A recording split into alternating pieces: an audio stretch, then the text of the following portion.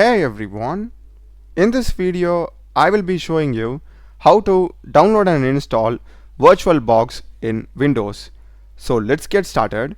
First thing, just Google VirtualBox and click on the first link, and here we will be having download button under get started.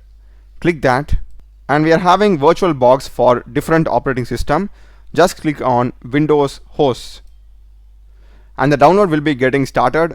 It is around 169 MB in size, so just be patient till then. Once the download is complete, just open it. We'll be getting the Oracle VirtualBox installer. Click on next, accept the license agreement, next, and this is going to be the default location where it will get installed. I have changed it. If you want to change it, just click on change and select the drive and the folder of your choice.